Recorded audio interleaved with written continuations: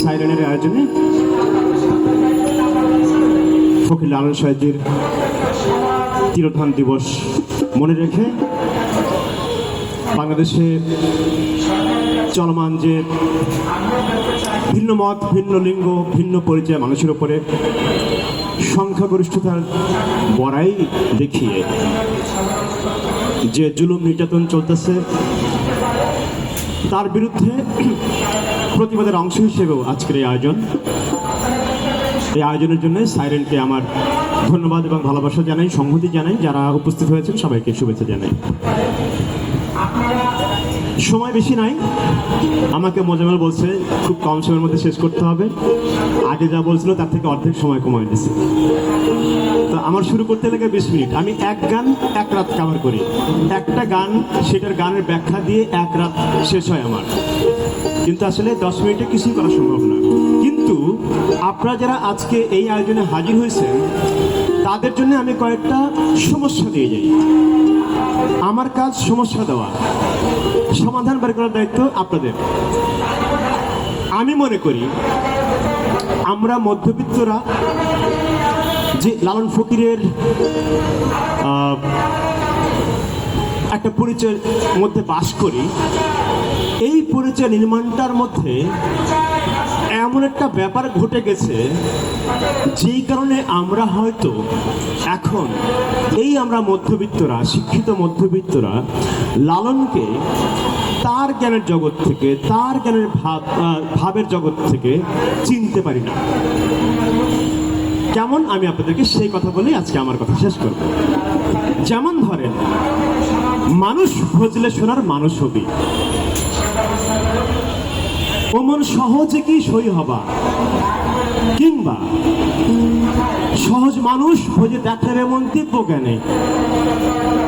তারপর ধরেন, মানুষ তত্ত্ব যার সত্য হয় মনে শিখি অন্য তত্ত্ব মানে। এই যে মানুষে মিশিয়া হয় বিধান তার, মানুষ গুরু নিষ্ঠা যার। এই মানুষ মানে কি? এই মানুষ মানে কি? এই যে মানুষ, এই মানুষের তত্ত্ব নিয়ে মানুষ ব্যাপারটা কি, কনসেপ্ট ওয়াইজ, ধারণাগতভাবে, ক্যাটাগরি হিসেবে মানুষ জিনিসটা কি, সেইটা একটা গভীর, ব্যাপক, গূঢ়, তাৎপর্যপূর্ণ অনেক তত্ত্ব আলাপ আছে লালন ফকিরের বাণীর মধ্যে, কালামের মধ্যে, মধ্যবিত্তের ভাষায় গানের মধ্যে। ভক্ত মুরিদরা বলবে কালাম, আমরা মধ্যবিত্তরা বলবো গান। তো ওই কালাম বা বাণী বা পদের মধ্যে এই মানুষ ব্যাপারটা কি, সেইটার গভীর তত্ত্ব আলাপ আছে। আমরা কিন্তু মানুষ বলতে শোনার মানুষ বলতে যা বুঝছি আজকের এই জমায়েতের মানুষ, আমি নিশ্চিত আমরা লালন ফকিরের ওই মানুষ তত্ত্বের ইতিহাসের সঙ্গে সম্পর্কিত করে সেটা আমরা বুঝি নাই। এইবার আমি সেটা বলতেছি, এই যে মানুষের আলাপ, এই মানুষের আলাপটা আমরা, আপনারা যারা চর্যাপদ রেফারেন্স পছন্দ করেন খুঁজে দেখেন, মানুষের আলাপ পাবেন। চণ্ডীদাসে সবার উপরে মানুষ সত্য, আপনারা সবাই মুখস্থ, ওই মানুষের আলাপ শোনেন। এবার চৈতন্য চরিতামৃতে কি বলেন শোনেন। বলেন, প্রভুর যতক লীলা, প্রভুর যতক লীলা, সর্বোত্তম নরলীলা, নরবপু তাহার স্বরূপ। কৃষ্ণদাস কবিরাজের শ্রী চৈতন্য চরিতামৃত, তার থেকে পড়লাম।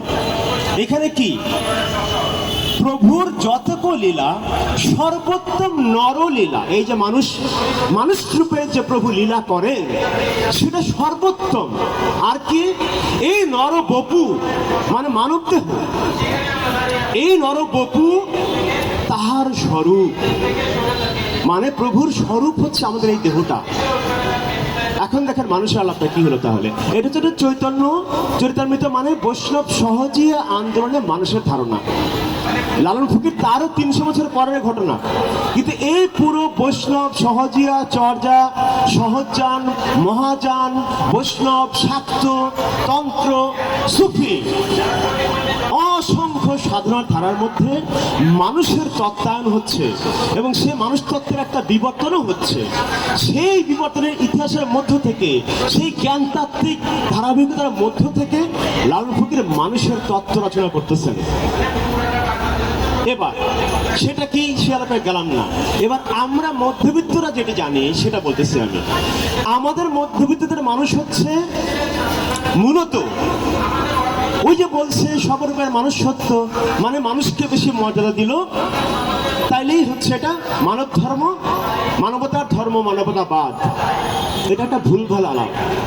আমরা মূলত পশ্চিম ইউরোপে যে আলোকায়ন আন্দোলনটা ঘটছিল, এনলাইটেনমেন্ট, সেই এনলাইটেনমেন্ট আন্দোলন, তার আগে রেনেসাঁ আন্দোলন, এইসব আন্দোলনের মধ্য দিয়ে ঔপনিবেশিক বর্ণবাদী ঐতিহাসিক বৈশ্বিক অভিজ্ঞতার মধ্যে যে মানুষের কনসেপ্ট, মানুষের ধারণা হাজির হইল, যেখানে মানুষ পৃথিবীর কেন্দ্রে, মানুষ পৃথিবীর কেন্দ্রে, বাকি সব কিছু মানুষকে ঘিরে, মানুষ পৃথিবীকে নিয়ন্ত্রণ করবে, দখল করবে, জয় করবে, শাসন করবে, তার জ্ঞান দিয়ে, তার বিজ্ঞান দিয়ে, তার যুক্তি দিয়ে। এই যে মানুষের সত্তা আবিষ্কার হলো, নতুন করে রচনা হইল ইউরোপীয় একটা ঔপনিবেশিক বর্ণবাদী আলোকন প্রকল্পের মধ্যে একটা মানুষের কনসেপ্ট, যেখানে ভালো মন্দ অনেক কিছুর ব্যাপার আছে, হোমোজেনাস না। কিন্তু এই মানুষের কনসেপ্টের মধ্যে যে মানুষের জয়গান গাওয়া হইল, এই মানুষ যেখানে জগতের নিয়ন্তা নিয়ন্ত্রক, জগৎ তার সেবায় নিয়োজিত থাকবে, সে জগৎ জয় করবে, নিয়ন্ত্রণ করবে। আর লালন ফকিরের মানুষ, চৈতন্যের মানুষ, চর্যাপদের মানুষ, সহজানের মানুষ এক মানুষ কি?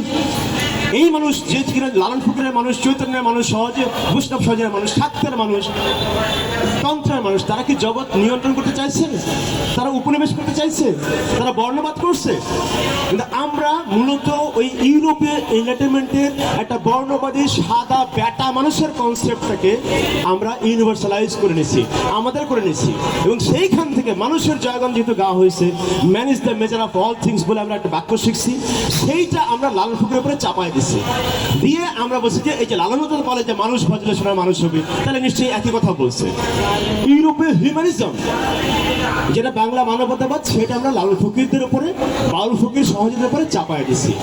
এই হচ্ছে আমাদের মধ্যবিত্তের, শিক্ষিত মধ্যবিত্তের লালন ফকির চেনা। যদি ভুল বলে থাকে আমাকে বলে। আমার কথা এই পর্যন্ত থাকলো।